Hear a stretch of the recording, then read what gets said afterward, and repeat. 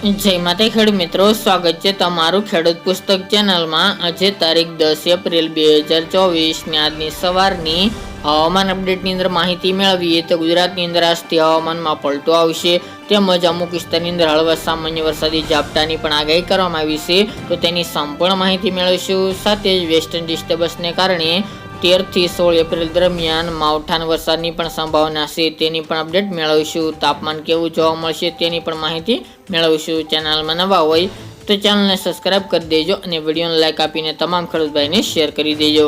ખાસ કરીને આજે 10 એપ્રિલ દરમિયાન ગુજરાતના મોટાભાગના વિસ્તારની અંદર અચાનક પલટો જોવા મળશે। ગરમીમાં વધારો થવાને કારણે ગુજરાતના હવામાનમાં એકાએક પલટો જોવા મળી શકે છે। આગામી 2 દિવસ દરમિયાન વાદળછાયું વાતાવરણ જોવા મળશે, એકદમ માવઠા જેવો માહોલ સર્જાય તેવી શક્યતા છે। ખાસ કરીને કચ્છના વિસ્તારો હોય જેમાં લોધરાની છે, માનફરા, રાપર, ભુજ, ભચાઉ, ગાંધીધામ સહિતના ભાગોની અંદર ઘાટા વાદળો બંધાઈ શકે છે। તેમજ ઉત્તરની વાત કરીએ તો રાધનપુર છે, બનાસકાંઠા, પાટણ, તેમજ સિદ્ધપુર, વડનગર, રાધનપુર, અંબાજી, આબુ, મહેસાણા, ઈડર, ખેડબ્રહ્મા સહિતના ઉત્તર ગુજરાતના મોટાભાગના વિસ્તારની અંદર પણ ઘાટા વાદળો જોવા મળી શકે છે।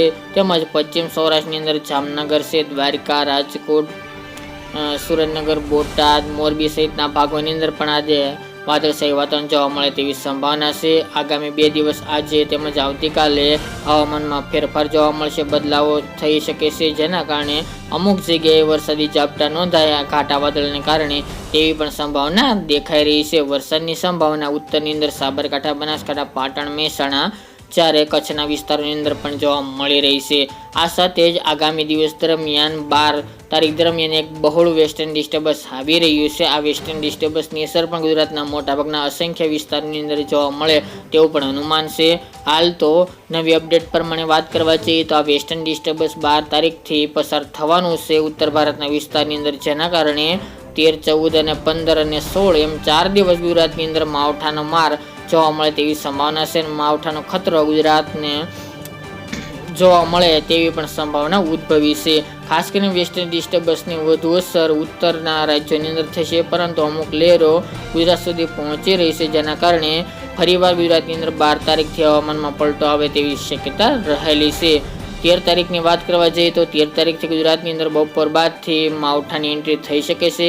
ખાસ કરીને માવઠાનો વરસાદ બપોર બાદ અને સાંજ દરમિયાન જોવા મળતો હોય છે, એટલા માટે બપોર બાદની અપડેટ પ્રમાણે વાત કરીએ તો 13 તારીખ દરમિયાન વરસાદની સંભાવના ઉત્તરના વિસ્તારો જેમાં થરાદ છે, ધાનેરા, પાલનપુર, ડીસા, ભટસન, ભાંભર, રાધનપુર, સુઈગામ, અરવલ્લીનો વિસ્તાર, મોડાસા, માંડલી એ વિસ્તાર, તેની સાથે ઈડર હોય, ખેડબ્રહ્મા, માણસા, પ્રાંતિજ જે સાબરકાંઠા, બનાસકાંઠા બોર્ડર લાગુ વિસ્તાર છે, પાટણના પણ મોટાભાગના વિસ્તારોની અંદર માવઠાની અસર 13 તારીખથી જોવા મળે તેવું અનુમાન રહેલું છે। જ્યારે કચ્છના વિસ્તારોની વાત કરીએ તો રાપર, લોધરાની, ભુજ, ભચાઉ એ વિસ્તાર, ધોળાવીરા અને ખાવડા એટલા વિસ્તારની અંદર 13 તારીખ દરમિયાન વરસાદની એન્ટ્રી જોવા મળે તેવું અનુમાન છે। સૌરાષ્ટ્રની વાત કરીએ તો જેમાં રાજકોટ જિલ્લો, સુરેન્દ્રનગર, બોટાદ, જામનગર અને મોરબી જિલ્લાની અંદર વરસાદની એન્ટ્રી 13 તારીખ દરમિયાન જોવા મળે તેવું અનુમાન છે। જ્યારે પૂર્વ ગુજરાતની વાત કરીએ તો જેમાં દાહોદ, ગોધરા, મહીસાગર અને પંચમહાલ જિલ્લાની અંદર પણ 13 તારીખ દરમિયાનથી હળવા સામાન્ય વરસાદી ઝાપટાની આગાહી કરવામાં આવી રહી છે। ત્યારબાદ 14 અને 15 તારીખ દરમિયાન અને ખાસ તો 13 તારીખ દરમિયાન વરસાદનું જોર વધુ જોવા મળે તેવી પણ સંભાવના રહેલી છે। 14 તારીખની વાત કરીએ તો જેમાં કચ્છના તમામ વિસ્તારોનો સમાવેશ જોવા મળી રહી છે। રાત્રિ દરમિયાન વરસાદની શક્યતા દેખાઈ રહી છે, જેમાં કચ્છના તમામ વિસ્તારોનો સમાવેશ રહેલો છે। ઉત્તર ગુજરાતની વાત કરીએ તો સાબરકાંઠા, બનાસકાંઠા, પાટણ, મહેસાણા અને અરવલ્લીના પણ મોટાભાગના વિસ્તારની અંદર વરસાદની શક્યતા રહેલી છે। અને સૌરાષ્ટ્રના વિસ્તારોની વાત કરીએ તો જુનાગઢ, અમરેલી, ભાવનગર, આમ ગણીએ તો સમગ્ર સૌરાષ્ટ્રના વિસ્તારોને લાભ 14 એપ્રિલ દરમિયાન જોવા મળે તેવી સંભાવના રહેલી છે। ખાસ કરીને દરિયાકાંઠાના વિસ્તારની અંદર વરસાદની તીવ્રતા થોડી ઓછી જોવા મળશે, પરંતુ પશ્ચિમ સૌરાષ્ટ્રના વિસ્તારોની અંદર વરસાદની તીવ્રતા વધુ જોવા મળી શકે છે। આગાહી મુજબ કચ્છ, ઉત્તર ગુજરાત અને સૌરાષ્ટ્રની અંદર વરસાદની માત્રા વધુ જોવા મળી શકે છે, અને આ માવઠું ગાજવીજ સાથે જોવા મળે એક થંડરસ્ટોર્મ એક્ટિવિટી સાથે તેવી પણ સંભાવના દેખાઈ રહી છે। મધ્યની અંદર વાત કરીએ તો અમદાવાદ, આણંદ, નડિયાદ, બોરસદ, તારાપુર, ગાંધીનગર અને ખેડા એટલા વિસ્તારની અંદર પણ વરસાદની એન્ટ્રી 13 તારીખ દરમિયાન જોવા મળે તેવું પણ અનુમાન દેખાઈ રહ્યું છે, જેની તમામ ખેડૂત ભાઈ નોંધ લેવી. તો આવી રીતે એટલા વિસ્તારની અંદર વરસાદની સંભાવના વધુ જોવા મળી રહી છે. દક્ષિણ ગુજરાત અને પૂર્વ ગુજરાતની અંદર સામાન્ય વરસાદી ઝાપટા નોંધાઈ શકે છે, બાકી કોઈ ભારે વરસાદની ત્યાં શક્યતા રહેલી નથી.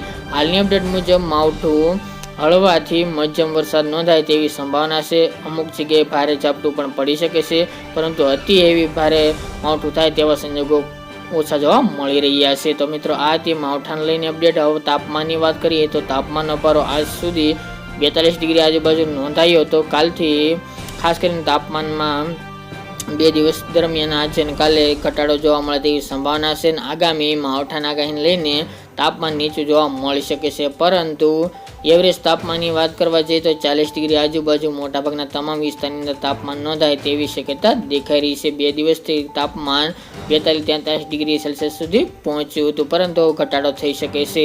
ત્યારબાદ માવઠા બાદ રેગ્યુલર તાપમાન 43 ડિગ્રી આજુબાજુ જોવા મળે તેવું પણ અનુમાન રહેલું છે. તો મિત્રો આ અત્યારની વહેલી સવારની અપડેટ. ફરી એક નવા વિડીયો સાથે મળીશું. આજ માટે આટલું જ.